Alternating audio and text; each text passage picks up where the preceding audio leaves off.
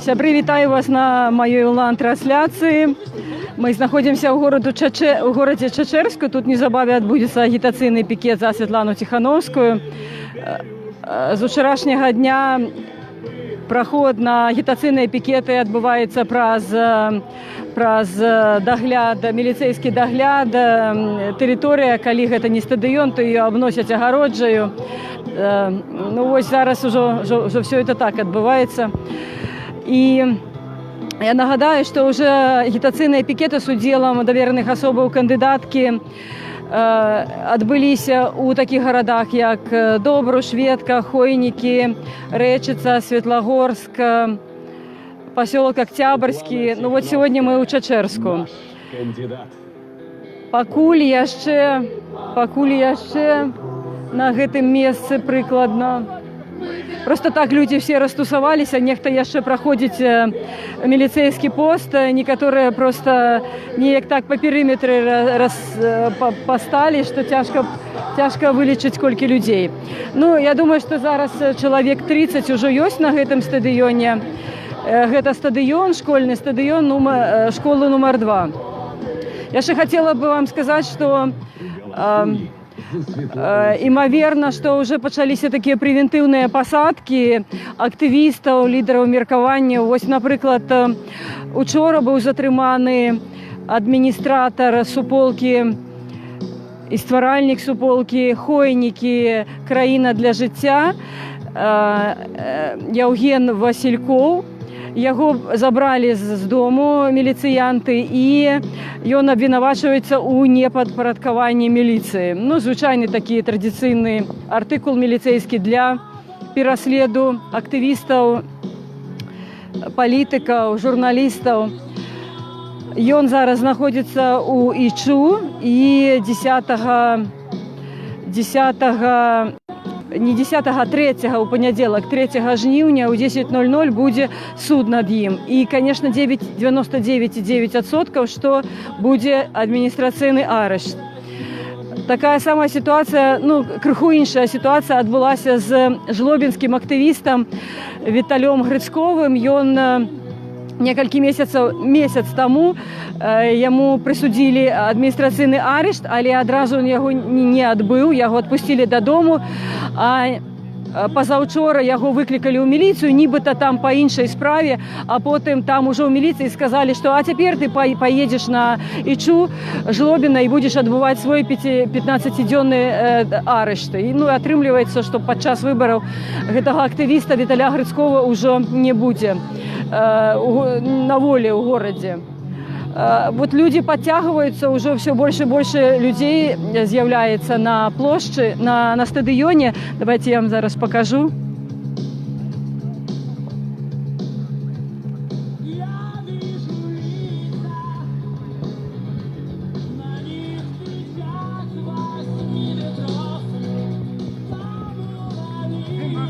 Сябры, скажите, калі ласка, ці добры гук, ці все чутно?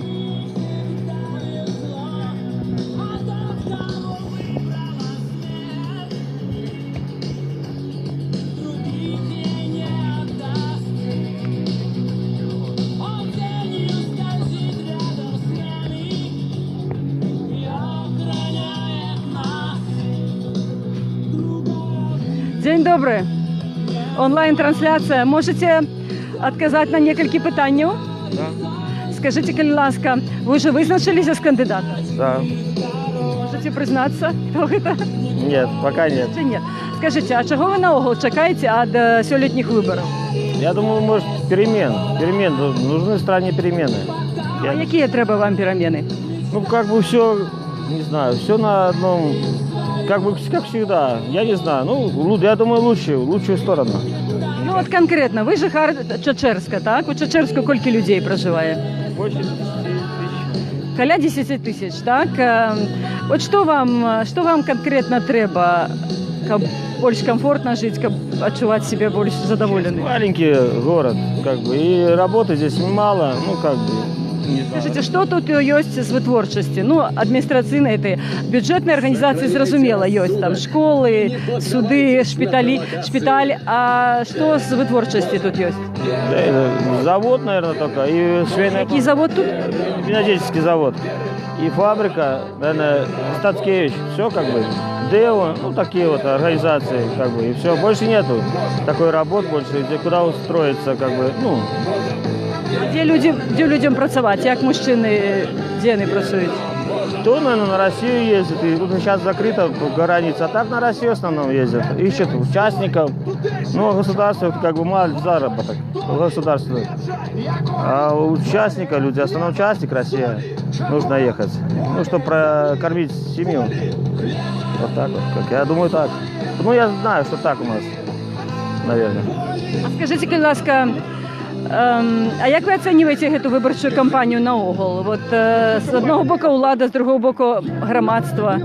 Що-небудь змінилося ось з 15-го року, з минулих виборів? Изменилось, я вижу. Как оно было? А громадство, як ви оцінюєте, успіє ще чи вже прочнулося? Я не знаю. Скорее всего, что у нас все как бы как было в 2015 году, так оно и сейчас. Просто еще хуже и хуже и хуже становится. Просто, ну, как бы так. Потому что лучшего ничего нет у нас. Я вот вижу по стране даже везде, ну, все хуже и хуже и хуже. Молодежи негде даже работать, ну, я не знаю. Как-то так. Дякую вам. День добрий, Лариса Широкова, онлайн-трансляція. Можемо порозмовляти? Конечно. А скажіть, будь ласка, ви жихар... Хочу рассказать, да. Давайте я вас поставлю на сонце, ви немножко потримаєте. А, хорошо, да. Скажіть, ну, дякую вам. Скажіть, будь ласка, ну мені ж треба так само озвучувати питання. Скажіть, будь ласка, з чого ви чекаєте від маючих відбутися виборів? Ну, пора менять что-то. Потому что я думаю, что в Беларуси много есть мужчин разумных, которые могли бы разумно править страной, демократично править, и что новое принести для народа. Что треба новое? Ну, что треба новое? Скажем, район наш за эти годы, за последнее, все, что было хорошее, все сломали. Все заводы разорили, молодежи негде работать, молодежь все уезжает на Россию. Хотелось бы, конечно, чтобы думали немножко и про такие города, как маленькие, как Чечерск. Спасибо. Ну, а проч працовних місць, а проч нових працовних місць, що ще треба от вам? Ну, знаете, я не знаю, мне треба, чтобы какая-то была, знаете, в стране стабильность, и чтобы мы же говорим, что мы в центре Европы живем. Хотим, чтобы была демократия, чтобы не просто кто-то как-то Конституцию под себя все время подстраивал, а чтобы было, скажем, срок 2, люди менялись, и мы переживали при Советском Союзе, все эти были у нас такие моменты, что люди одни правили страной, к хорошему это ни к чему не привело. То есть мы понимаем, что это все, ну, человек должен быть за что-то ответственный. И я думаю, что, конечно, от новых выборов хотелось бы, чтобы были новые люди и молодые люди, которые смотрели бы, ну, скажем так, в будущее и думали про свой народ. Добре, спасибо вам большое. Як ви оцінюєте цю виборчу кампанію? Як себе поводять влади, як себе поводить народ? Ну, скажем так, наверное, народ боится. Народ боится. У влады вы бачите, что, скажем, когда была президентская приезжала кампания, то было в центре города, а нас сейчас выгнали сегодня вот на краю города. Ну, скажем, наверное, уладам нравится то, что у них хорошие оклады, их это все устраивает. А народу, кто про народ думает? Особо не думают, наверное. Дякую вам.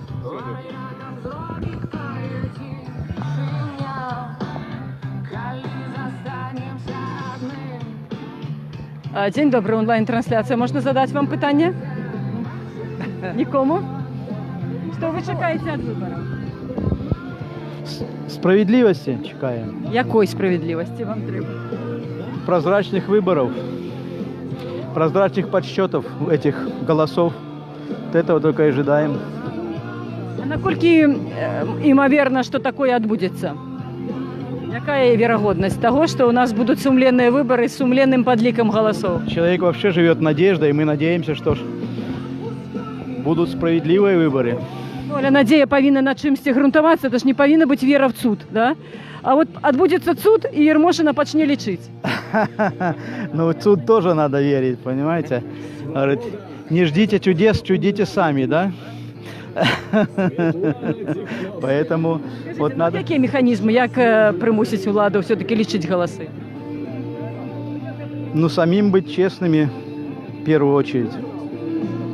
Я думаю, да, в первую очередь, надо быть, чтобы быть честными самим, в первую очередь, вот.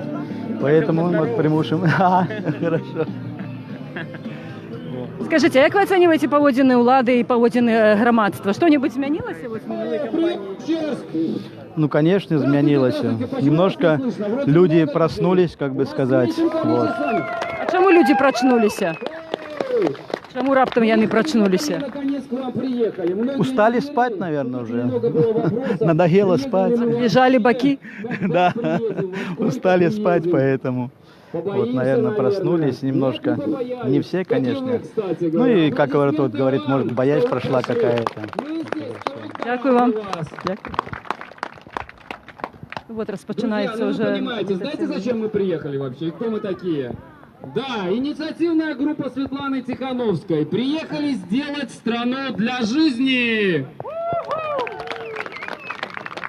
Ну, а по традиции начинает речь соратник и друг Сергея Тихановского, доверенное лицо Светланы Тихановской, человека, которого не пугают сутки ВВС. Он знает, как там, он знает всех там, может про это рассказать.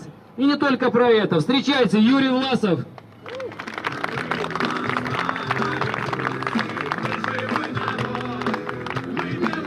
Чечерск, привет!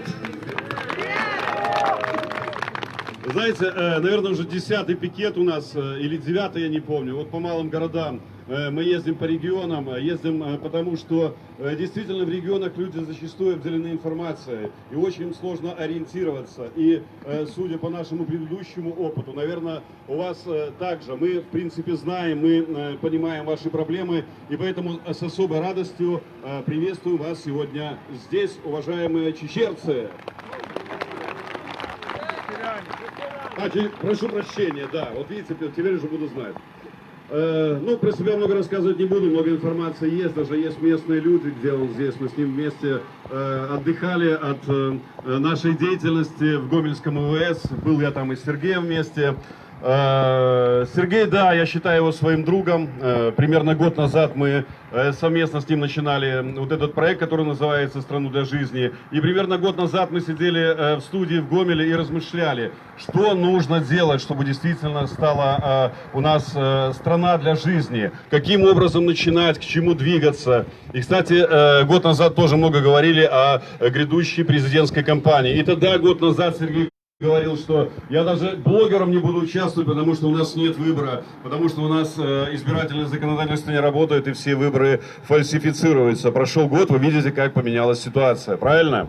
То есть я это веду к тому, что надо быть гибче. Многие говорят сейчас, что мы изменили курсу, который изначально предлагал Сергей. Хотя, когда мы были в Гомельском ИВС, он постоянно повторял, что нужно менять правила игры, по которым мы живем. При существующих правилах выиграть в этой власти очень сложно. Вы согласны? Да! Что сделал Сергей? Сергей сделал очень простую вещь. Он взял микрофон, он взял видеокамеру, он сел в арендованный автодом и поехал по стране. Он не пропагандировал ничего, он не занимался агитацией, он просто дал людям возможность говорить. И люди говорить начали. Люди начали говорить о проблемах, которые действительно их волнуют. Люди начали говорить о проблемах, которые на самом деле существуют в нашей стране. И Сергей начал показывать то, что никогда не показывает центральное наше государственное так называемое телевидение. Правильно? Что было дальше, вы знаете. Были посадки ВВС, были запугивания, были сутки. Но несмотря на это, несмотря на то, что гомельские активисты, многие до сих пор находятся в заключении, им не дают выходить из дома зачастую, когда проводятся мероприятия, мы продолжаем двигаться и надеемся, что вместе с вами мы построим страну для жизни. Ваши аплодисменты, друзья. Ну, давайте немножко разогреемся. Я вижу, вы немножко такие зажаты, это все понятно. Ребята, мы все прекрасно понимаем. Мы знаем, в какой стране мы живем, мы знаем, по каким правилам сейчас нам приходится с вами просто выживать. Поэтому я просто буду задавать вам вопросы, а вы отвечаете на них, да или нет. Договорились? Итак, поехали. Согласны ли вы, что у действующего президента низкий рейтинг?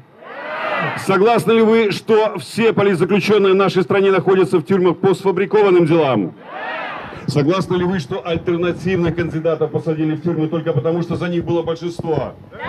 Хватает ли у нас просто так людей на улицах? Да! Согласны ли вы, что большинство белорусов против нынешней власти и хотят нового президента? Да! Большинство белорусов не просто живут, а выживают. Согласны? Да! Согласны ли вы, что чиновники строят себе дворцы и новые резиденции за наш с вами счет? Да! От коронавируса умерло гораздо больше людей, чем говорят по телевизору. Согласны? Да! Согласны ли вы, что телевизор принадлежит в нашей стране одному человеку? Да! Согласны ли вы, что нужно менять власть в этой стране? Да! Согласны ли вы, чтобы новым президентом в нашей стране была Светлана Тихановская? Да! Аплодисменты! Причем супер, поддержка просто колоссальная, прямо энергетика хорошая. Спасибо, я еще выйду, я сегодня вам буду представлять, так вот кратко в тезисах, что предлагает Светлана Тихановская как кандидат в президенты, какие основные программные тезисы. Но это будет немножко попозже, а сейчас я хочу предоставить слово еще одному доверенному лицу. Это замечательный человек и мужественная женщина Татьяна Каневская. Аплодисменты встречаем.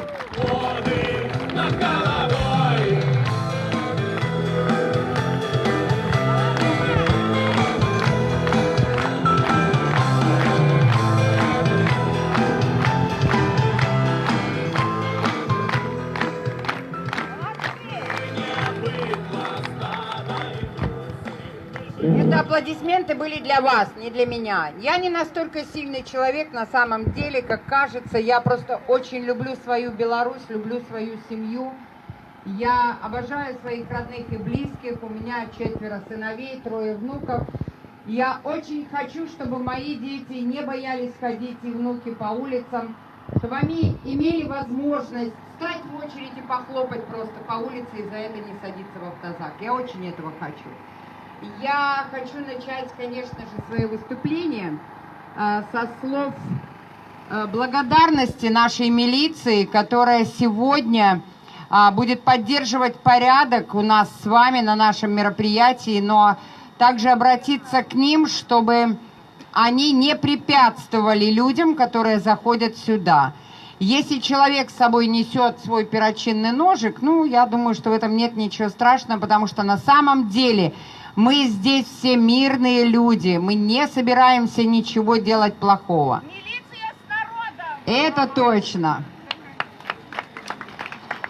Дело в том, что одному из высокопоставленных чинов сказали такую фразу, ответ был такой: это чушь. Почему он так отреагировал? Он говорит, что каждый из вас, кто выходит на митинг либо пикет, вы уже преступники. Это, будем так говорить, мысли одного из высокопоставленных чиновников. Но я знаю, что милиция, которая находится здесь, это жители вашего города, они такие же белорусы. Мы с ними разговаривали, они точно так же, как и мы, хотят перемен, поэтому не надо отделять. Они, вы, они белорусы, они такие же люди. Единственное, что хочется призвать, это все-таки служить закону. Они должны помнить, кому они давали присягу. Присягу они давали народу, не царю-батюшке, не Александру Григорьевичу. Они присягу давали народу. И поэтому служить они должны народу. Но я хочу сейчас обратиться. У нас появился новый термин, пока предвыборная кампания начинается, идет. Это так называемые тихушники. Слышали про таких? Да, это люди в гражданском. Они могут из-под тишка фотографировать, снимать, чтобы потом докладывать начальству всех, кто здесь присутствовал, чтобы потом каким-то образом на вас надавить. Так вот, родные, не надо. На вас, тихушники, у нас есть свои в толпе тихушники. Каждый будет сфотографирован и отправлен на сайт «Банда Луки». Ни одного человека, который пришел сюда к нам на митинг, мы в обиду не дадим. Не утруждайте себя, у нас ведется прямая трансляция, вы можете это подсказать своим начальникам, они пускай садятся, достают чипсы и смотрят нас. Эти люди, которые не пришли, либо по каким-то причинам, нам сказали, что, оказывается, у вас на предприятии было собраны люди и сказали, все, кто придет, обязательно будут уволены. Передайте, пожалуйста, своим начальникам, до 9-го осталась 1 неделя, и они уволены. Спасибо. Вы знаете, очень многие люди думают, ну вот вышла тут словами кидается, сейчас развернулась, поехала в Гомель, а мы тут живем. Нет, мы оставляем свои координаты во всех местах, где мы были. Мы людей поддерживаем. Если вы незаконно будете уволены, поверьте, к вам сюда приедут и журналисты, к вам приедут сюда правозащитники. Каждый из вас будет защищен. И всех не уволят. Это кажется. Поэтому ничего не бойтесь, ничего не бойтесь. Самое главное, чтобы прошел страх, чтобы не было вот этого чувства того, что вы боитесь. Вы просто оглянитесь вокруг, сколько вас сегодня пришло. Если честно, мы не ожидали. Огромное вам спасибо. И вот можете между собой перезнакомиться, если вдруг на вас будет какое-то нападение со стороны чиновников. Созванивайтесь, собирайтесь, идите к ним и разговаривайте. Они боятся, когда к ним приходят массово толпой, как они называют, толпа. Когда народ к ним идет, они боятся народ. Что испугался Александр Григорьевич? Народ. Когда народ вышел, Александр Григорьевич испугался. И сразу подключил административный ресурс. Сразу же у нас милиция стала хватать, сразу же чиновники стали запугивать. Это страх, это паника. Его можно понять, ему осталась 1 неделя, и на этом его срок закончится, потому что нашим президентом будет Светлана Тихановская.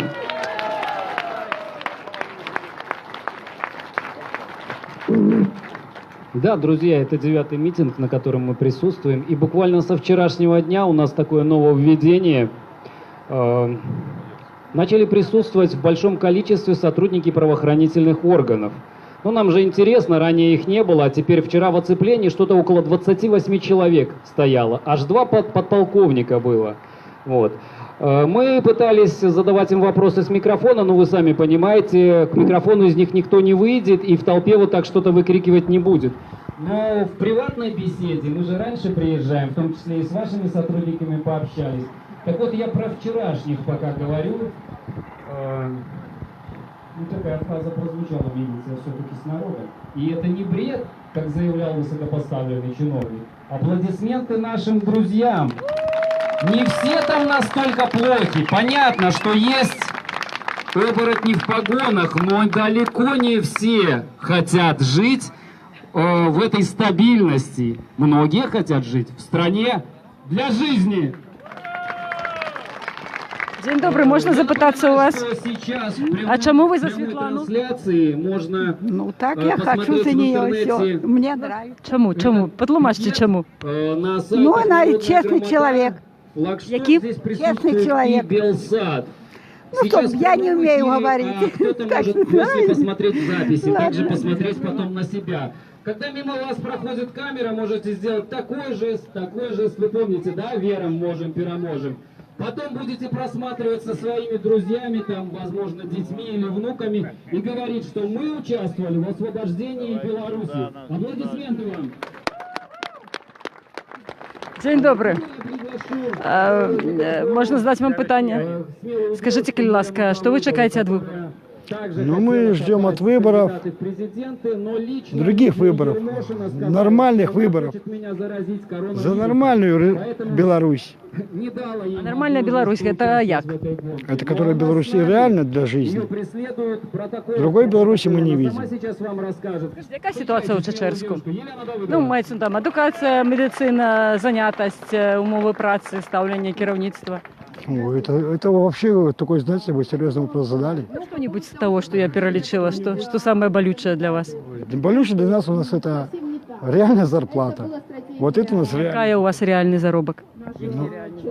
Реальная зарплата у нас 300 рублей до 400. И семьи мы не можем продержать. И вот мы что мы делаем? А мы ничего не делаем. Едете на Россию? Да, едем на Россию. А что нам еще делать? 30 человек, он решил, что хоть кто-нибудь пройдет. Добре, а на России вы официально працуете? чи ні? Я сейчас работаю в Беларуси. За 300 рублей? Да, за 300 рублей я работаю в Беларуси. В Чечерску, так? В Чечерску, да.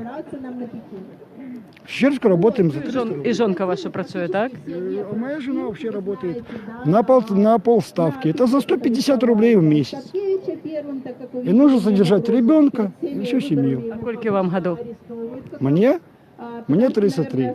Самая большая угроза из... А як ви оцінюєте эту компанию? Вот, что вы такие назираете? Як поводять себе влада? Як поводять себе люди? Что-нибудь есть некая думки? Ну, не знаю. Наш лично в Чечерск люди вообще сами по себе спокойные. Сами себе миролюбивые. Только не показывайте мне по телевизору, а то меня уволят. Чому? Потому что я прошел на митинг. А у нас все за действующего президента. А хто усі? Ну, все у нас кто получается? Отдел культуры. Всі чиновники, так? Отдел культуры. Я работаю в отделе культуры. Вот, и свободу. Дякую вам. Я вельми сподіваюся, що, звісно ж, вас не зволять. Я тоже так думаю, что может быть. И... Ну, кстати, все равно я-то уже сегодня, с понедельника-то я в отпуске. Ну, а там уже после отпуска уже будет видно. Що буде інша влада. Дякую вам. Уволить так уволить, не уволить так не уволить. А в Це- России они на улице? Конечно. Можно. Вітаю вас. Скажите, а что вы Любые страны все-таки. Ну как вам? Я здесь родился, вырос. 43 года прожил на Урале. На пенсию вышел и приехал домой. И что вы чекаете от выборов все-таки? Ну, я не имею права голосовать. А ви ще не голосуєте. Скажите, ви чули от по у новинах такої історії, що нібито от у новостях чули, що от нібито 100-200 неких бойовиків з Росії тут збиралися дестабілізувати. Чули таке, так? Да, слышал. А як ставитеся? Вірите, не вірите? Не. Нет, не верю. А навошта гэту гісторыю нам распавядаюць? По-русски. А зачем эту гісторыю нам распавядаюць? Бунт? Чаго хацяць? Бунт. Бунта? Ну, хто павінен бунтаваць? Я думаю, что это ни к чему. В России такое не сделают. Расія не будзе ніякіх баевікоў сюды засылаць, да?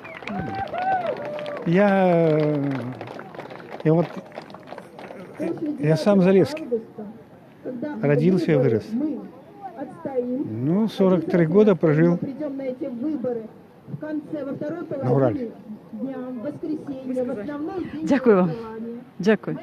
Всього найлепшого. Молодые люди, день добрый. Вам еще нема 18, так? Все уже есть. Будете голосовать? Будем голосовать. Уже визначилися з кандидатом? Конечно, визначили. А як лічыце, у нас ёсць сапраўдныя выборы з сапраўдным сумленным падлікам галасоў выбарцаў? Нет, конечно. У нас наши выборы нелегитимные, нелегальные вообще. Мы не признаем такие выборы. А які сэнс тады галасаваць? Просто хочется что-то изменить. Что что-то изменится, возможно. На что вы спадзяецеся? На перемены, на отставку нашего действующего президента. А як яны адбудуцца? А як яны адбудуцца?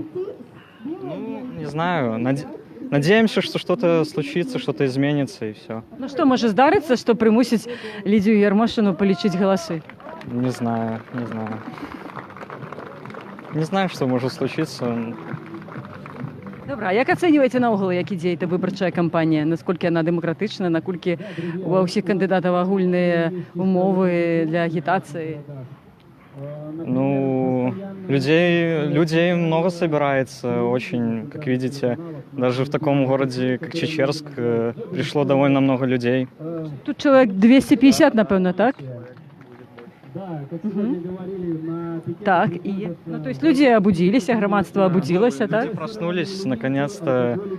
Даже вот молодежь выходит. Мне 18 лет, только вот недавно исполнилось. Я пришел сюда. Ну, и мне это интересно. Я хочу, чтобы что-то изменилось. А что треба, кабы изменилось? Чтобы люди приходили больше, ну, чтобы люди не сидели дома, просто, ну, там, не в интернете там что-то писали, а здесь как бы приходили сюда и показывали людям, которые, ну, выдвигаются на кандидаты в президенты, что их поддерживают, что много людей за них. Как бы, и они не одни. Дякую вам. Американцы платят, нет? На автобусах вас привезли сюда? Вы местные жители, да? Тогда аплодисменты самим себе. Местные, смелые, свободные жители. Молодцы. А сейчас более подробно о программе Светланы Тихановской. То есть многие нас спрашивают, кто такая Тихановская, зачем за нее голосовать, чем она лучше Саши. Сейчас вам расскажет об этом Юрий Власов. Снова встречайте.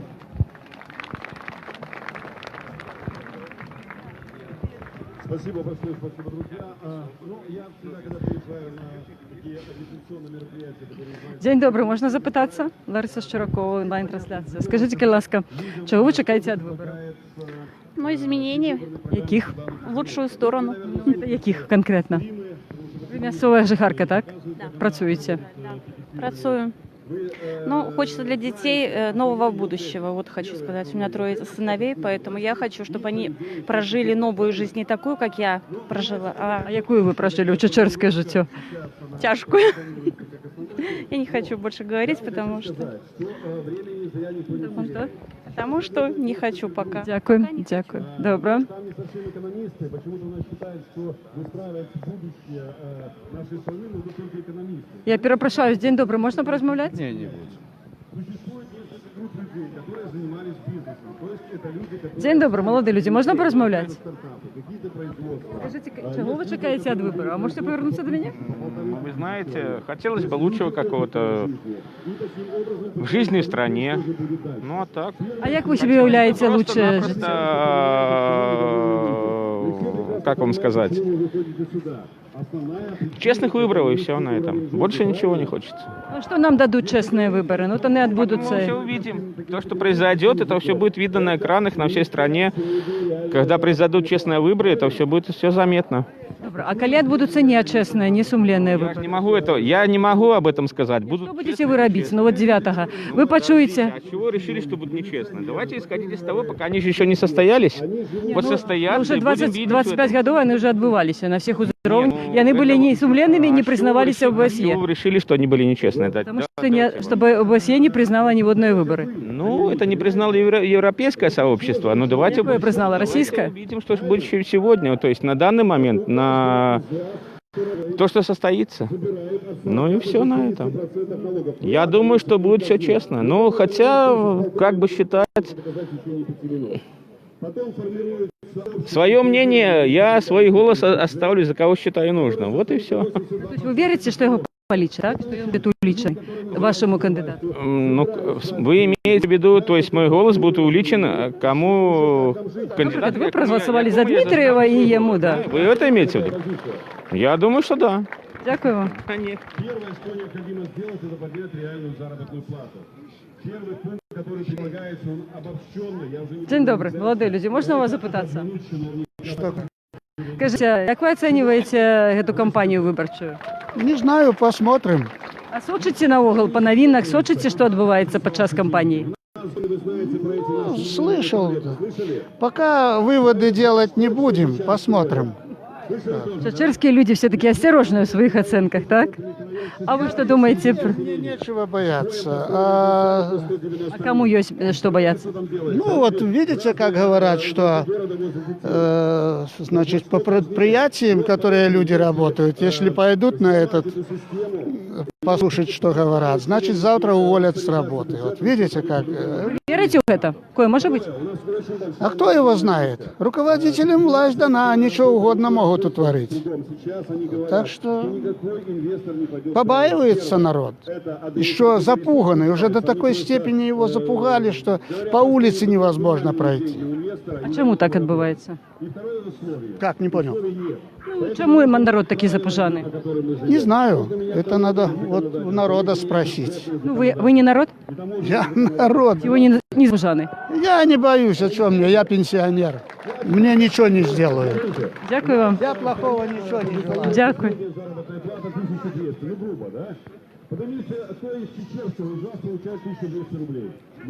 День добрый, скажите, что отбывается? Ну, хотят мой рюкзак досмотреть. Я иду с работы. Заработал на хлеб себе сегодня насущный. Они мне хотят посмотреть рюкзак. Идите, пожалуйста, подойдите сюда. Посмотрите. Они уже не вот хотят. перчатки.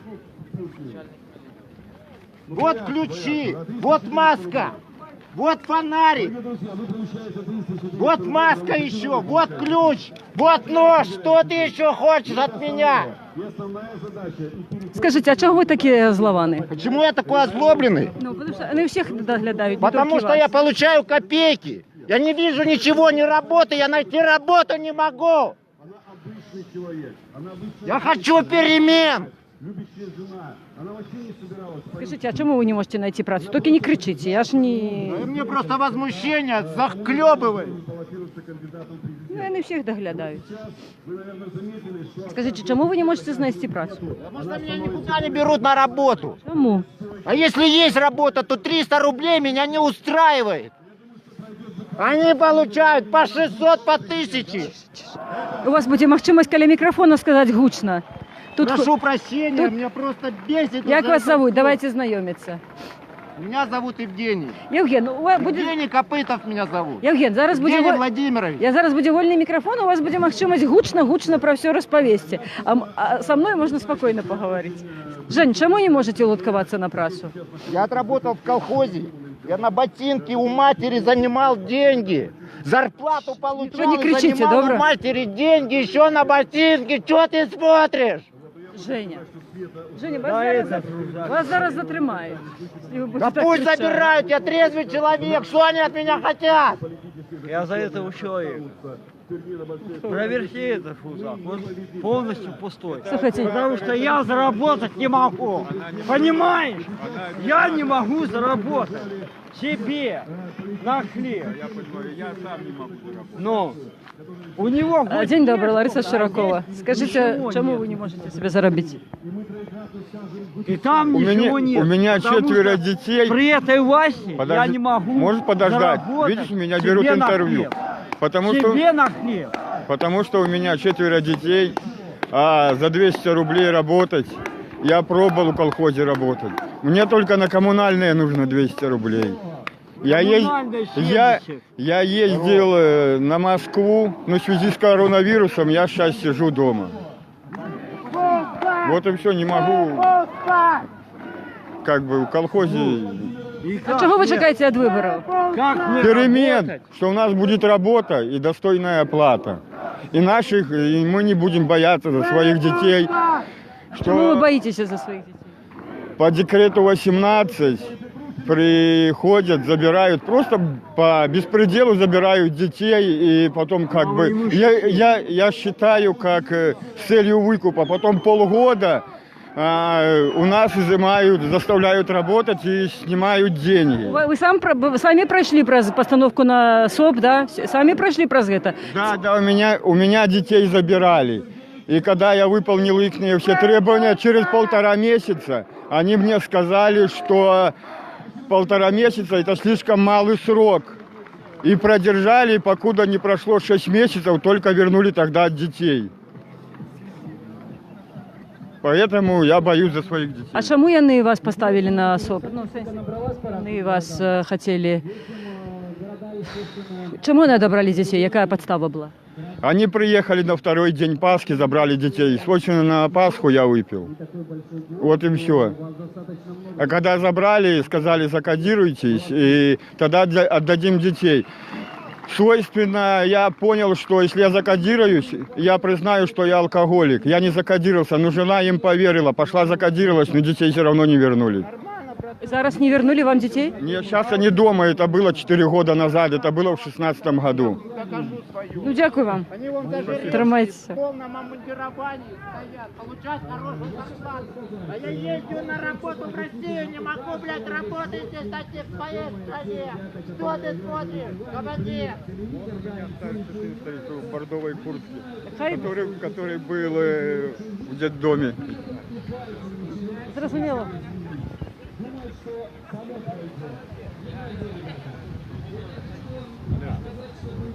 Вітаю вас. А чого ви за огороджі? А скажіть, будь ласка, чого ви чекаєте від виборів? От выборов измены. Яких змінів? Ну, что... Вау, не буду говорить, но тараканов надо изменить. А чим він вам не догодив? Ну... Стабільне ж, чисте таке, догледжене городи он у нас. молодец, я скажу, он нету ни преступности, ничего нету этого. Но как он за квартиру платить, честное слово, денег нету. Чому? Ви працюєте? Ну, я зарабатываю, как вам сказать? Своими руками, да. Зарабатываю. Мне сейчас дочку надо, да, отучить. И ей надо заплатить в Гомеле, короче, 1400, да? Жинка у меня больная, не работает. Я один работаю. И чем, блядь, за квартиру заплатить? Квартира, вы знаете сколько? Вы не знаете. Чому? Я так само ж плачу комунальні послуги. Я Вот, відаю. вот. И, короче, побух. Тунеядство. Какое у нас тунеядство, блядь? Я рваться не буду. Просто я уже не могу. Ну, добре, дякую вам. Дякую. Скажіть, чого ви чекаєте від виборів? От выборов?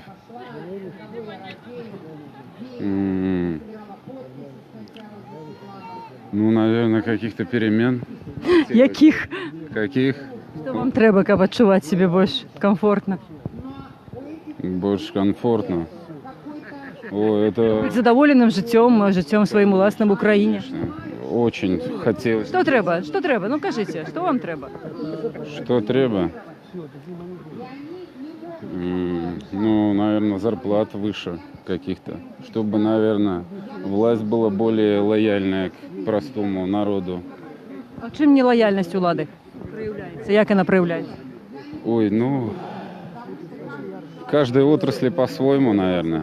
Милиция, как здесь говорились, у них свои какие-то высокомерные эти. Ну, у чиновников свое что-то.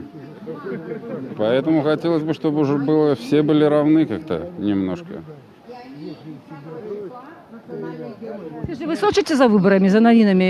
Як відбуваються у Білорусі вибори? Сочите? Конечно, конечно. Ну, як оцінюєте цю виборчу кампанію? Ну, я хочу сказать, что, наверное, за 20 лет впервые, что так народ поднялся, озлобился. И... Чому так відбулося? Ну, я думаю уже, что всех уже все надоело, очень надоело. Озлобленный народ, хочет перемен, как в песне Виктора Цоя. Поэтому вот даже в нашем маленьком городке собралось столько народа. Поэтому будем надеяться, верить и ждать. І вірити в суд. Верить, да.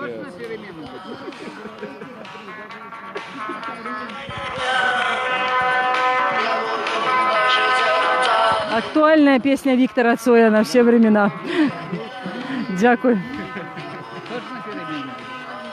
Ну, яны здараться тільки, коли ви будете проявляти активність, я лічу так. Што калі вы будете сядзець на канапе, то яны не здараться.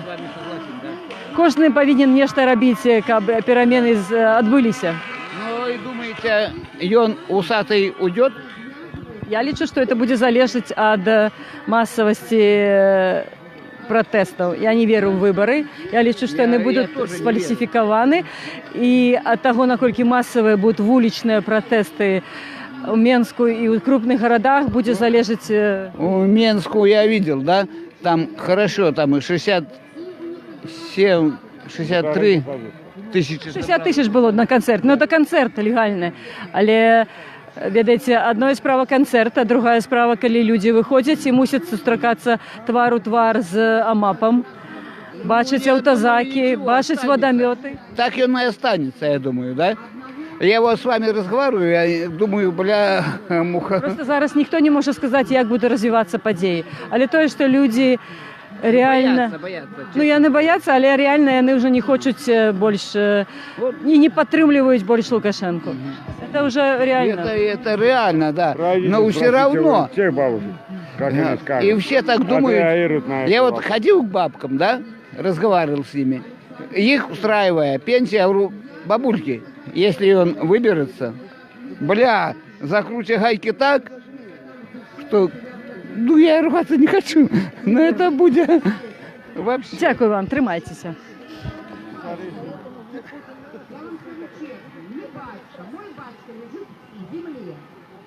А это не батька, это президент, это человек, которого народ один раз только выбрал. Больше он его не выбирал, дальше он выбирал себя сам. Поэтому, да, его уволят, но он не уходит.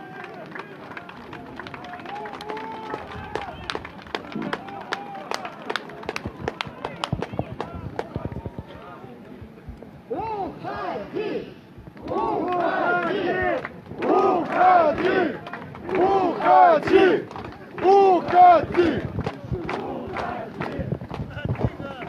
Александр Григорьевич сказал в своем выступлении, что если меня народ попросит, я уйду. Но он перепутал, что такое народ и что такое слуги народа. Вы народ, вы зарабатываете деньги. И эти деньги вы оплачиваете себе медицину, образование, охрану этой же милиции, всех чиновников. Это слуги народа. А народ это вы, понимаете? И вот вы его просите, Александр Григорьевич, уходи. А он не понимает, что происходит. Он не уходит, либо он не слышит, либо понимает, что ему страшно. Как человек ему страшно, потому что он знает, что как только он перестанет быть президентом, он сядет в тюрьму.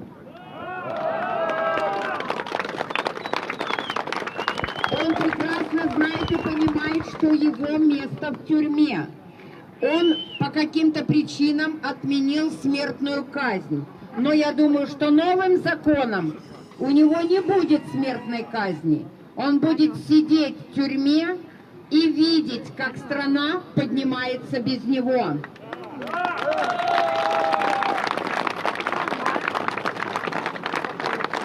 Поэтому я еще раз благодарю вас, вы замечательная публика, я просто в восторге, я еще раз говорю, призываю всех членов комиссии, не сталкивайте лбами обычный народ, не надо защищать этого человека. Когда уйдет Александр Григорьевич, он уже в возрасте, отпустите его на пенсию, не надо его держать больше, у нас есть молодые, перспективные люди, которые в состоянии нашу страну поднять на высокий уровень. Поэтому я призываю вас еще раз, не надо фальсифицировать выборы из-за того, что сделаете вы на участках и будет проходить 10 числа. Если вы наберетесь смелости, встанете и скажете, я буду считать голоса открыто, вы посмотрите, 10 числа народ выйдет на площадь аплодировать вам.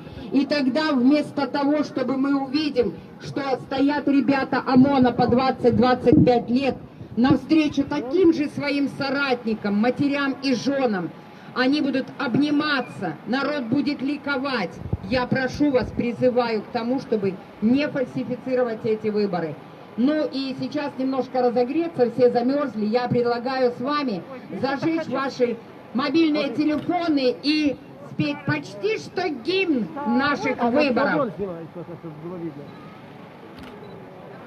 Володь, Володь, дроном бачиш?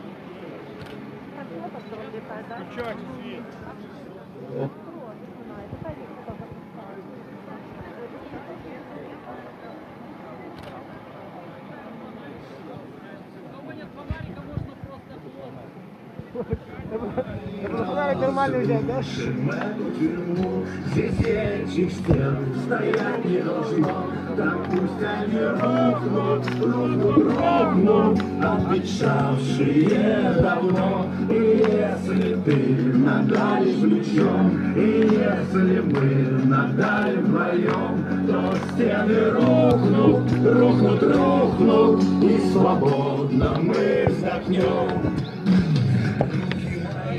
Мужчинах с тех пор прошло много лет, сил все меньше и меньше, а стенам и сносу нет. Не знаю, они юные, но сложно их одолеть, когда не хватает силы, и я прошу тебя спеть, давай разрушим эту тюрьму.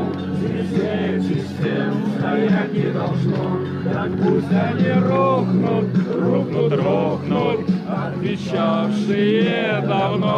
И если ты надавишь плечом, и если мы надавим вдвоем, то стены рухнут, и свободно мы вздохнем.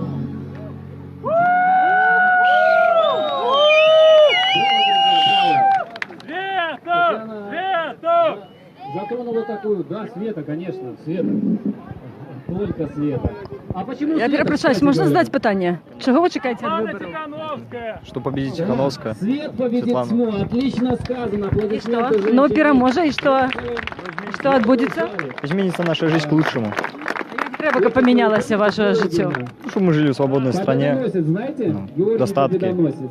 Это тот, кто победит тьму. Все Самое верно. главное. Все верно. Чому не свобода? Вот вы кажете, мы хотим жить у неволе. Мы не можем никуда выехать, не отдохнуть. Постоянно на работе, в рабстве. Я уйду, как только народ меня попросит. Працюєте? Народ стал просить горло порвать. У Чечерську? Не уходит, да? А де? В Ширском районе. Дальше обещание самое Які заробки? Ви где-то в СУПі? 333 рубля. За Що ви робите? Признавайтесь. тракторист. 300 рублів всього отримуєте? А чому так мало? Не знаю. Так решило начальство. Няма. Ну, у нас было много обещаний, да, Дякую. очень много, там целый список у нас был пунктов, не выполняют. Здравствуйте. Витаю. Как говорилось в одном Извините, фильме известном, нам нужно Мы с вами уважать, знакомы. Вы приезжали в Ветвицу когда-то, репортаж про охоту. Не вы приезжали? Это я приїжджала. Вітаю вас. Я смотрю, Отлично. я смотрю, Вы понимаете, что очень, вы очень рад вас приехали видеть. не только сказать, но и Да, Владимир. Владимир. Владимир, скажите, чего вы чекаете от свои выборов? проблемы, От свои выборов нюансы. только победы Если наши. кто-то хочет Только прийти и победы. высказаться, то, От пожалуйста, выбора только вас победы. приглашаю. Жду победы, и мы Не победим. стесняйтесь. Обязательно победим. Владимир, ну що треба, щоб помінялося в Україні? Аплодисменты смелым людям. Надо смелость народа, чтобы чуть-чуть поднажать, и режим этот падет. И все. Живе Беларусь! Я многое слышала, не верила многому, но теперь вот своими глазами увидела, услышала. И хочу сказать, вы действительно ведетесь на весь этот бред? Вы действительно хотите, чтобы нами управляла кухарка, извините? Да? Ну и зря. Надо 90-е. Хорошо, вы не давайте мне сказать. Я помню 90-е. Там тоже была разруха. Там тоже была разруха. И здесь в этой песне поется разрушим. Что разрушим? Нашу Беларусь, нашу преднечую Беларусь разрушим.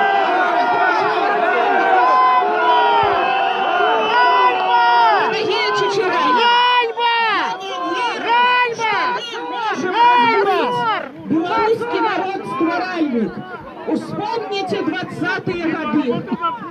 Нам только дозволили провести белорусизацию, у нас отчинились одразу.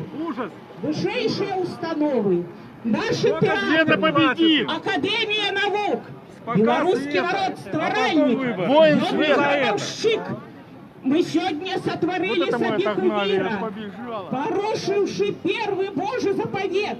Не сотвори себе кумира. Замест того, как называть и шанование оказывать родному батьку, мы створили себе штучную якуюсь істоту. А у кого нема родного батьки, хто не слухає його, у того не буде небесного. Что такое лёс человека и народа? Гэта промысел Божий и воля человека. Сёння Господь дае нам магчымасць. Сёння стыхійна выйшла гэтая жанчына на абарону сваёй сям'і, сваіх дзяцей.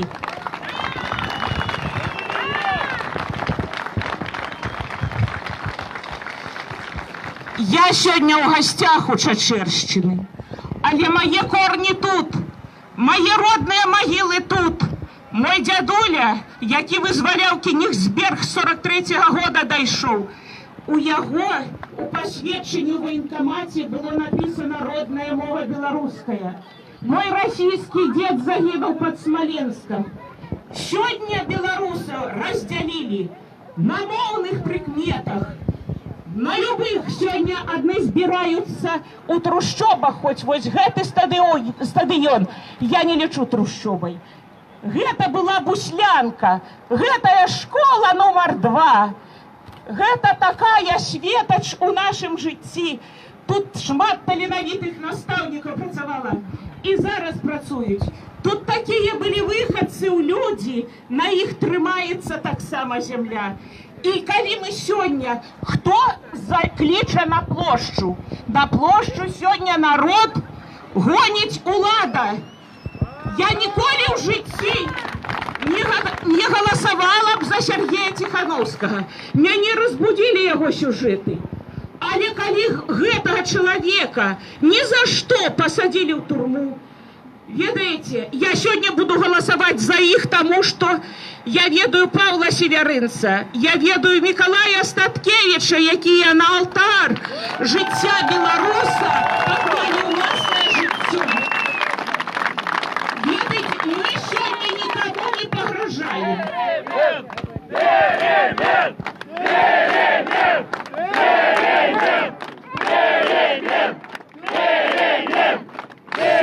Вельмі радасна ад таго, што прыйшлі мужчыны. Што яны могуць сёння, чаму выйшлі? Таму што мужик беларус сказаў: доспаць, паўстаньце рабскія натуры. І ведаеце, сёння не трэба, у нас ёсць розум. Мы ідзем на плошчу, мы агітуем за выбары.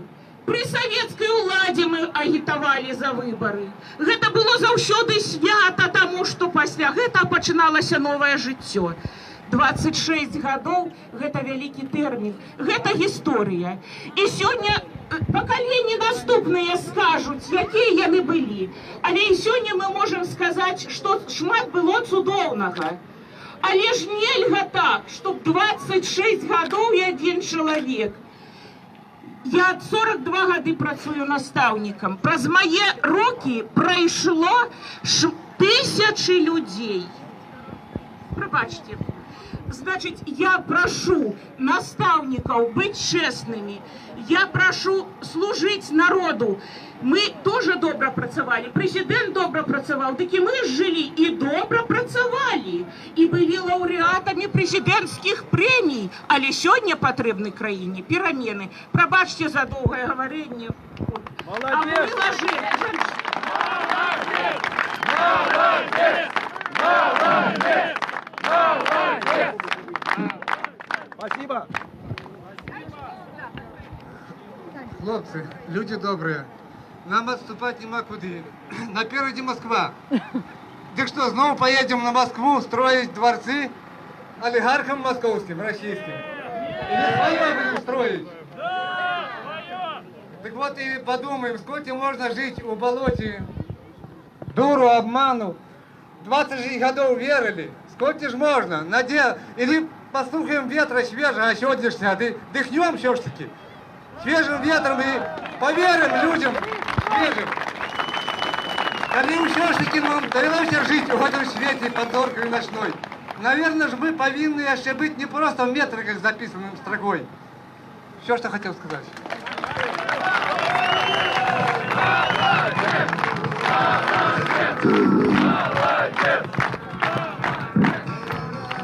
Уважаемые педагоги, призываю вас соблюдать закон Библии. Не лжесвидетельствуй. Пожалуйста, проведите выборы честно. Я бывший педагог. Сейчас мои ученики-педагоги. В комиссии присутствуют директора школ, которых я учила. Я еще раз повторяю, проведите выборы честно. Недавно мне пришлось ремонтировать личный автомобиль. Я думаю, здесь большинство знаете меня. И я обратилась к частному мастеру. Он прекрасно мне отремонтировал мой автомобиль. Профессионально, качественно. Но в каких же условиях работает этот бизнесмен? В очень тяжелых. Я посмотрела, у меня сердце кровью облилось. И подумала, а если у этого молодого профессионала будущее? Мое мнение при этой власти нет. Нам нужны молодые кадры. Я сама пенсионерка. Я занимаюсь огородом. Я занимаюсь своими родственниками, внуками. Я смотрю престарелых. Сколько можно? Я ушла на пенсию. Мне было 50 лет. И ушла я благодаря теперешней власти. Поэтому я призываю вас, мужчины, наша надежда и опора. Голосуйте за Светлану Тихановскую. Я призываю вас, дорогие женщины, пенсионерки, матери, бабушки, сестры, тети, отдайте голоса за женщину. Посмотрите, как она защищает свою семью, своих детей, своего мужа. Так она будет защищать и родную Беларусь. Это семьянинка, преданная семье и преданная родине. Призываю всех отдать голоса за Светлану Тихановскую. Я еще хочу повторить. Сегодня я просмотрела ролик. Я посмотрела, что Светлана Тихановская – это воплощение нашей Беларуси, Родины-матери. Родина-мать зовет, отдадим же голоса за Светлану Тихановскую. Верим, можем, верим, можем, верим, можем, верим, можем, верим, можем, верим, можем, верим, можем, верим, можем. Тут затронули одну интересную тему. Не знаю, не хотел ее касаться, но за живое задели. Поднимите, пожалуйста, руки, ну это к мужчинам, наверное, больше относится. Кто ездил в Россию или ездит на заработки? Да, ребята, почему касаюсь этой темы? Сам был, там 2 года отработал. Напрягает. Что напрягает? Не видеть по полгода свою семью. Сын подрастал. Почему вернулся? Сын подрастал, мать уже жена, в смысле, не справляется. Надо воспитывать детей, я их не вижу. К жене хочется домой, нормально питаться, а не бичами этими, да, из магазина. Хочется жить нормальной жизнью, понимаете? Мы должны бежать от этой власти из своей страны, чтобы заработать на краюху хлеба в чужой стране. Как правильно было замечено, строить чужие дворцы, чужие резиденции. Оно нам надо? Вы хотите жить и работать в своей стране? А зарабатывать хорошо? Отлично, отлично. Я думаю, с новой властью у нас все получится, правильно? Да! Да, друзья, у нас все получится.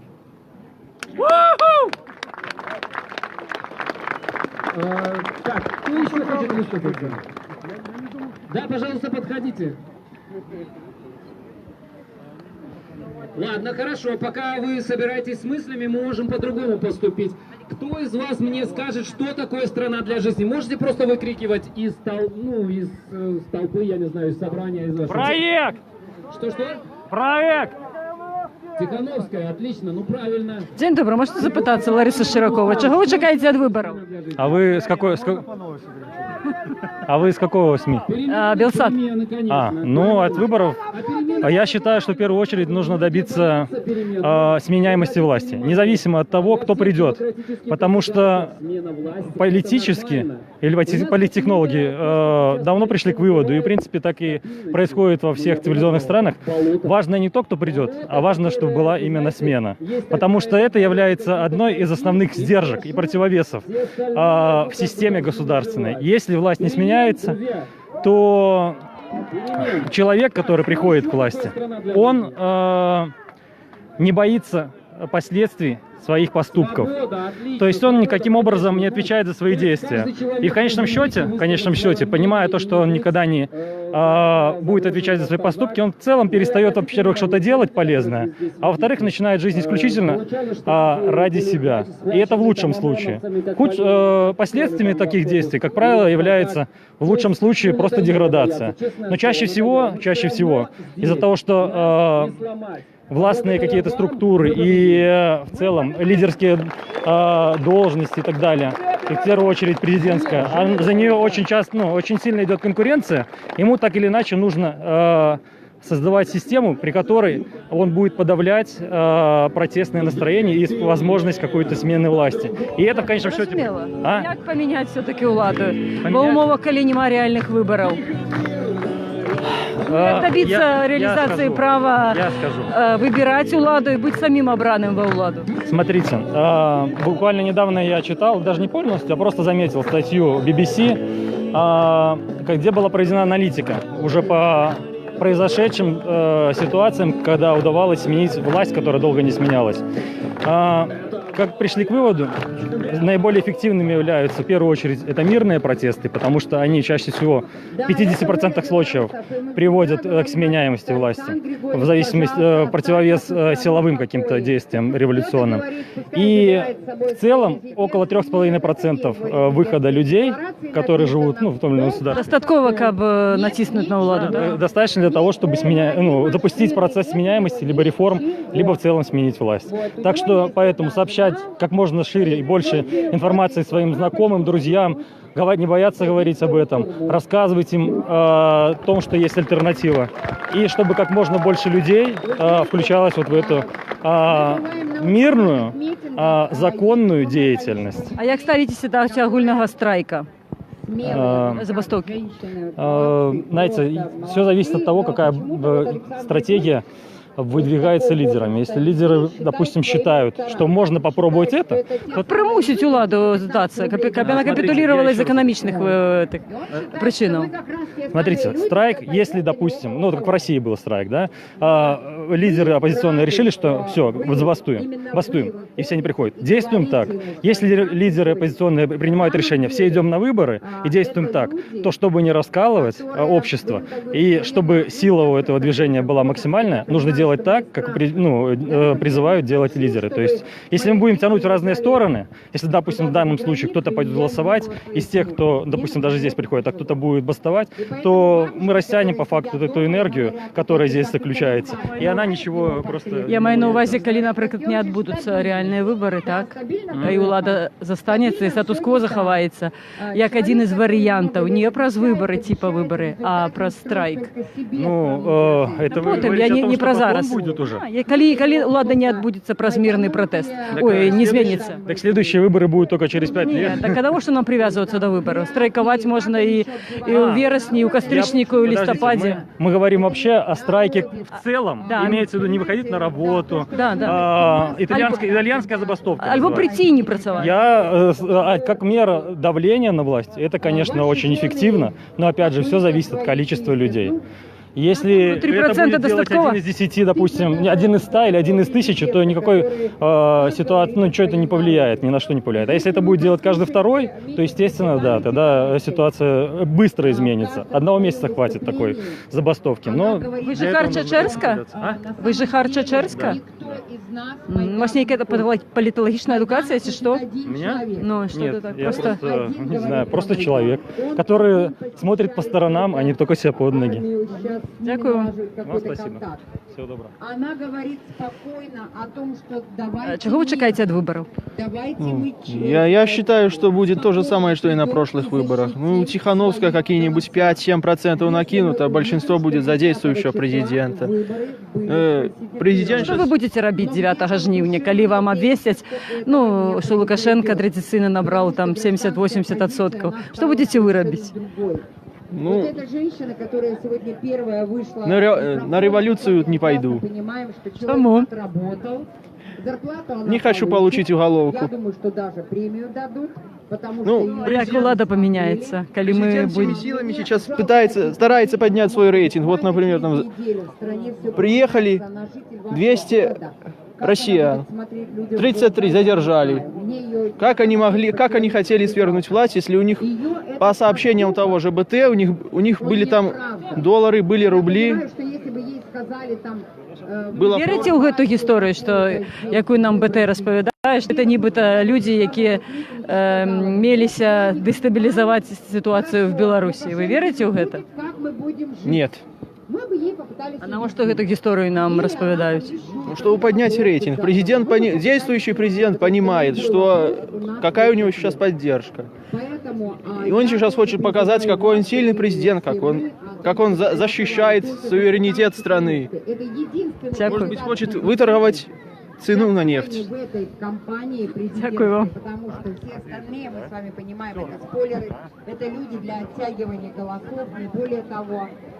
Ну, как бы будем надеяться, может быть, они снимутся. День добрый. Чого ви чекаєте від виборів, Лариса Широкова? Я от выборов чего чекаю? Я чекаю, что перемена какая-то будет. Які треба переміни? Я хочу достойную работу и достойную зарплату. Мы живем, давайте так, вещи своими назовут, мы живем в жопе. Если я когда-то получал нормальную зарплату, у меня 5 детей. Ну, пускай с ними не живу на данный момент. Я хочу, чтобы дети мои хотя бы что-то увидели. Здесь вообще ничего нету. Что здесь?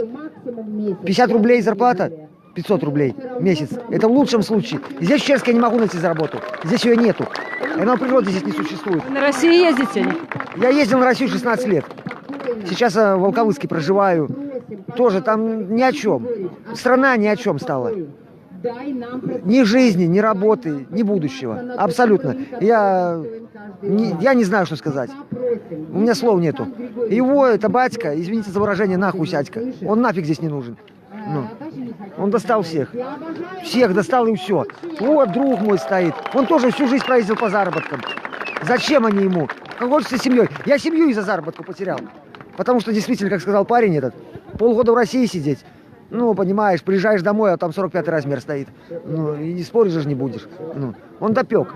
Он действительно допек. Колхозы убыточные. Я вот реально работал на колхоз, как бы по... Это был... Вас не обманусь, я жил в Пуховском районе, 2010 год. 2 кровли было сделать. По расценке она выходила $480. По деньгам, которые нам вышли. Мы их, конечно, мы их не получили. Мы их не получили. Это забрали нужные люди. $7000 за 2 кровли. Это вы представляете, что это за деньги? Это 2 дома сделали. 2 крыши перекрыли. $7000 налево ушло. Поделили. А вы верите, что выборы, что у нас есть магчимость обирать уладу? Есть, конечно. Ну, я уверен. Ну, не, я первый поднимусь против этой власти. Нафиг оно надо. Лучше умереть на ногах, чем жить на коленях. Я на 100% уверен в этом. Это мое убеждение. Дякую. Дякую вам. Еще раз, ребята, говорю, активно участвуйте, я вас лично призываю. Активно участвуйте. День добрый, дамы. Можно запытаться? А то у меня одни мужчины только в интервью. Ни одной дамы ничего не кажут. И потом обязательно защищать. Давайте поразмовляем. У меня одни мужчины в интервью дают чомусь. Хочу еще сказать, понимаете, просто так перемены в нашей стране не делаются, чем-то приходится жертвовать. Конечно, большинство мужчин. За город Гомель, в котором я живу, и активно принимаю участие в политической жизни нашей страны. День добрый. Можно с вами поразмовляти? Лариса Широко, онлайн-трансляція. Ні, чому? Що ви чекаєте від виборів? Які? Не Що знаю. вам треба? От вам конкретно що треба? Перемен просто. Хочется что-то нового. Ну, що нового? Не знаю. Нормальной жизни человеческой мы хотим, нормальной. А это что так? Что для вас нормальная человеческая жизнь? Зарплата, чтобы была, нормальная работа была, ну, чтобы правильно сказали здесь, чтобы мы не ехали куда-то в Россию искать неизвестно чего, чтобы нас было тут дома нормально жить, чтобы нас милиционер не стоял на каждом перекрестке, за угла не смотрел, с палочкой не выскакивал под ноги. Вот. Чтобы нас не гнобили на каждом шагу, чтобы нас в лес можно зайти спокойно было, на речку. А чому ви не можете зайти спокойно? Потому что у нас развелось столько служб, и зеленых, и голубых, и каких всяких на свете служб, вот, которые неизвестно что охраняют тут, вот, у нас в стране. Вот потому. Вот мы хотим таких перемен, чтобы у нас спокойная была нормальная жизнь. Мы вообще белорусы народ померковный, ну, как говорится. Вот. И Лукашенко об этом говорил, что у нас народ померковный. Так мы должны жить по-людски-то, по-людски должны жить. Вот и все. Скажіть, а який заробок от, ви лічите для Чечерска добре? Ну, все же познается в сравнении, да? Вот вы хотели бы кольки заробляти? Мець працю на який заробок? Ну, хотя бы то, что он обещал. Ну, 500 тысяч, сколько? Ну, что он обещал? Ну, кольки? Он 15 годов уже обещает $500, но их единицы получают только. То есть $500 это можно прожить, так? Хотя бы. Хотя бы. Для початку. Да. Ну, а там кто сколько заработает, на чем? А у нас Хотя есть... я примерно столько около этого, может, и получаю. Ну, меньше сейчас доллар вырос, но получаю. Так у меня же труд адский, в принципе, ну, серьезный. А вы верите, что Вы верите в то, что ваши Выборы голоса... нет. У нас, мне кажется, что выборов особо-то и нет, потому что... А як ситуація може помінятися? А як? А що зробити, щоб їх не відкривали? Что зробити? Ну... Як ви бачите цю ситуацію? Ну, в сенсі, як можна добитися того, щоб наші голоси лічили, щоб ми могли обирати собі владу, самими бути обраними во владу? А ви могли от стати мером Чечерска, наприклад? Ну, я не знаю, надо поменять власть. Як? Она ж вот посиневшими руками тримается, и все. Ну, как? Ну, мне кажется, уже пора, хватит действительно, 26 лет уже Пора, потихоньку. так и он так не лечит, что ему пора. Это вы так лечите. А ему не пора. Он папірки перекладал, и он еще не устал, не стомился. И он же не в адских умовах, как вы. Я страну никому не отдам. Как вроде он ее прихватизировал или как, ну, непонятно что. Вот что он говорит, что я не отдам. Ну. Нібито і теагонна країна. Да, як вроде приватизировано. Ну. Ви не бачите реальних механізмів, як можна владу поміняти? Ну, как бы, я не знаю, ну только не Майданом. Спокойно, как тихо так. Ну. Мы Майдана мы не хотим. Мы войны не хотим в Беларуси, не так, как в Украине. Ну, вот и все. Зрозуміло, дякую вам. Да, ми можемо з вами порозмовляти? Лариса Широко, онлайн-трансляція Белсат. А то у мене одні мужчини, тут у вас одні політизовані мужчини. А що ви чекаєте від виборів? Ну, лучшей жизни. Ну, а що для вас лепше життя? Ну, лучшее житье, конечно, зарплата, чтобы было, коммунальные услуги меньше, ну, также детям учеба, чтобы было, может, бесплатно, лучше, ну, как-то так. Работа, чтобы вакансия была по работе, и, да и действительно высокооплачиваемо, чтобы хватало жить. А де люди працюють у Чечерську? Где працюют люди? Ну, коли не бюджетні організації, а яка ви творчість? А где у нас, да, я даже не знаю, на заводе, на винзавод. Завод все работает, да, винзавод. Ну а так в основном магазины и все, наверное. И все остальное, все бюджет. А де мужчини працюють тоді? На Росію їздять? Мой муж на Росії, да, Росія. Скажіть, ну і от як ви, як жінка, то есть одна годуєте дітей, отримується, так? І він як-то вахтовим методом чи як? Да, вахтовим. Як? Яким? 20 дней работает, 10 дней дома. Ну, наскільки для вас це зручно, незручно? Що ви думаєте про те, ну, що мужчини мусять там працювати? Ну, можно было бы, конечно, и здесь, чтобы семья вместе была, ну, покуда как-то так. Нету такой работы, чтобы как-то найти работу. Дякую вам. 9 миллионов рода у Беларуси. Наши бабки Бабкі учили нас род захоўваць. Вось яна, захавальніца роду. Ёй трэба даць зялёнае святло ў жыццё. Яе верай трэба падтрымаць. Бацькі падтрымліваюць з пенсіі. Я ведаю, што я так раблю. З пенсіі даць дзецям, внукам, потому што, ведаеце, хочацца па-людску. Трэба ўсё-такі мяняць што. Дзякуй за службу ўсім. Але трэба разам, гуртам і рабіць яшчэ добро. Мама Беларусь, мама Беларусь. Я пенсіянерка. Здаецца, мне няма чаго грашыць на цяперашнюю ўладу. Але маё сэрца баліць. Чаму? Таму што гляджу, як іншыя пенсіянеры, так называемыя, утрымліваюць і даюць грошы сваім маладым дзецям, унукам. Гэта дрэнна. Гэта мерзость, як написано ў Бібліі. Дайце моладзі ўладу, дайце моладзі зарабіць, а не пенсіянеры, якія павінны капаць зямлю, якія павінны глядзець унукаў, якія павінны гатаваць ежу сваім дзецям, кіраваць краінай. Дайце моладзі, а гэту моладзь самы іх цвет, судзяць у турмы перапоўненыя, за нашыя сродкі трымаюць. Дзе ж моладзі зарабіць? Так, я пенсіянерка. Але я за Святлану Ціхановскую. Гэта наша будучыня, гэта наша надзея. Я ўсіх пенсіянераў заклікаю, аддайце свае галасы за моладзь, за будучыню, за сваіх дзяцей, за сваіх унукаў. Хопіць іх карміць, няхай самі заробяць.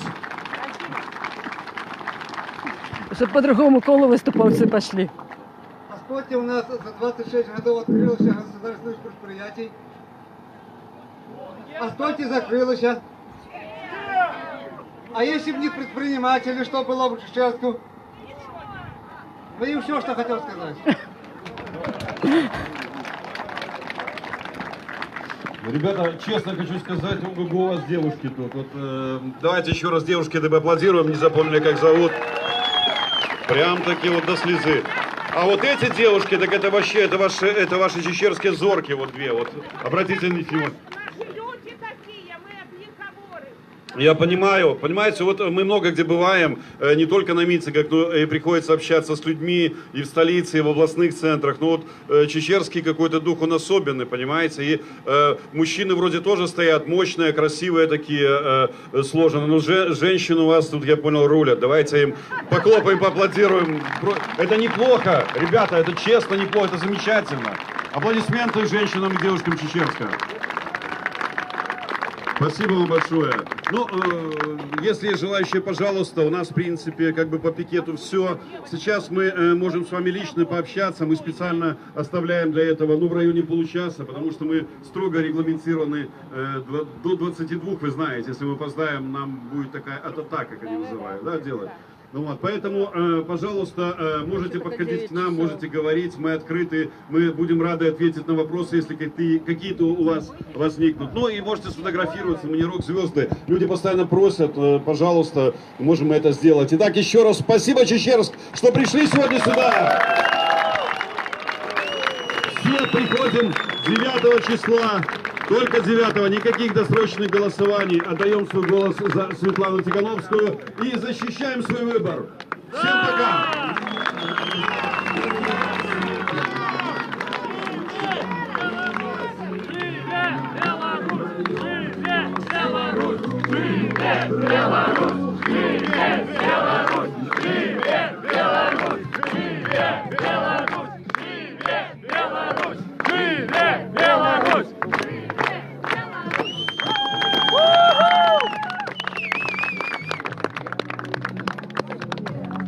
Спасибо, спасибо, ребята.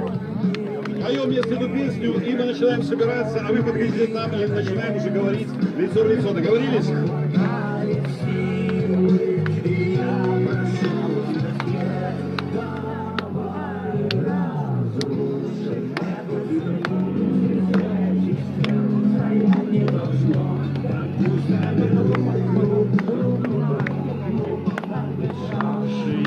Да, вот Ну, Слов не ведаем. ведаем. Мы просто помолчим.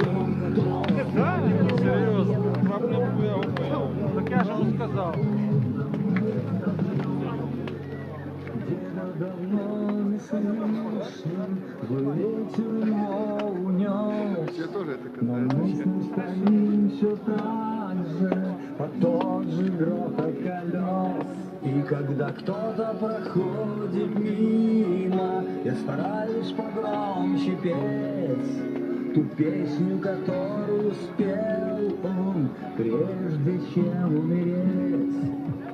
Но старики объясняют, что стенам вечно стоять, что нам ничего не поделать, и надо терпеть и молчать.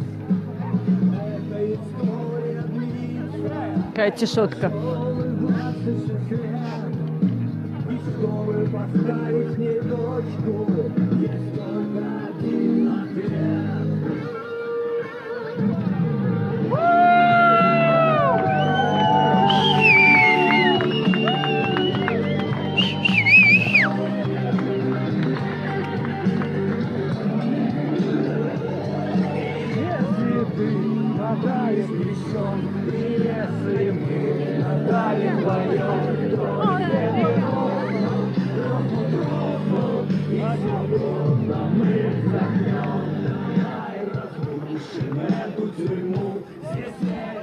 Я вже давав інтерв'ю. Обещавшие давно, если ты надавишь плечом, и если мы надавим вдвоем, то стены рухнут, рухнут, рухнут, и свободно мы вздохнем.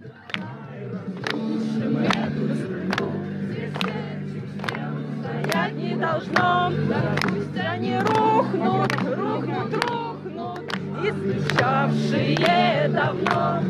Если мы надавишь плечом, и если мы надавим вдвоем, то стены рухнут, рухнут, рухнут, и свободно мы вздохнем.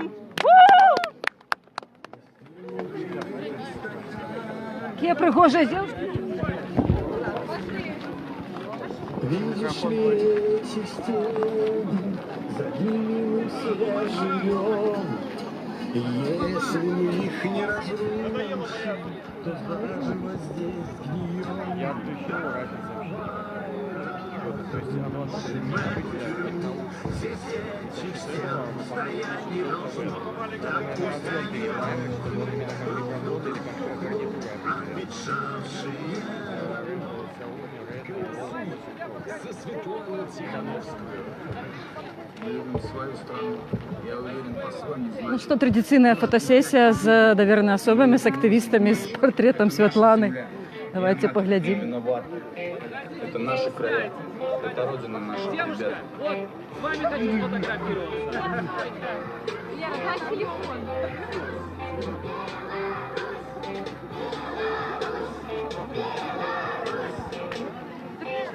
Олег, смотри сюда.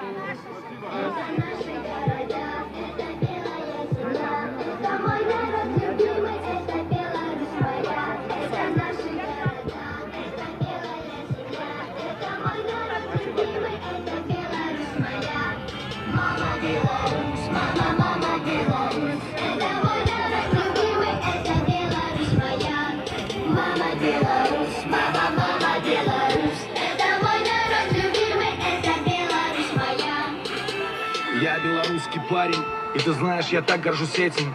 Ведь эта земля, эта страна для меня лучшая на планете. Не думая о том, как было, давай-ка посмотрим с другой стороны. Голову вверх, не опускать. Ведь наша страна это мы, да, это наш хоккей, биатлон. Даже кричали мы дружно. Сябры, ну что, я скончаю нашу онлайн-трансляцію. Нагадаю, що ми були у городі Тячерській на виборчому, на агітаційному пікеті за Світлану Тихановскую. Її ладили доверенные особи Світлани. Было доволі шматлюдно, я б сказала, вельми шматлюдно для 10-тысячного города Чачерска. Большасць былі мужчыны чамусьці. шмат прагучала таких паламяных прамоваў, паэтычных прамоваў. Тут такія сапраўдныя трыбуны былі жанчыны, асабліва жанчыны. Што яшчэ? Ну, традыцыйна, як звычайна, як і ва ўсіх маленькіх мястэчках і гомельшчыны людзі скардзіліся на тое, што няма працы, няма годных заробкаў, мужчыны мусяць ехаць працаваць на Расію, каб забяспечыць свае сем'і.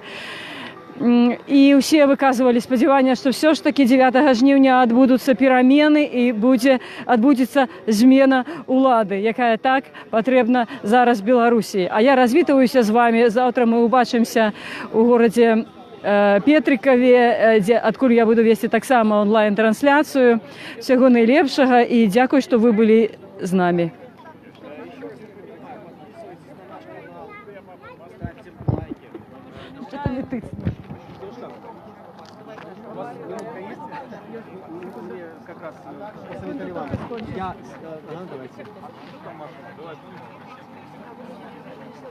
Ага.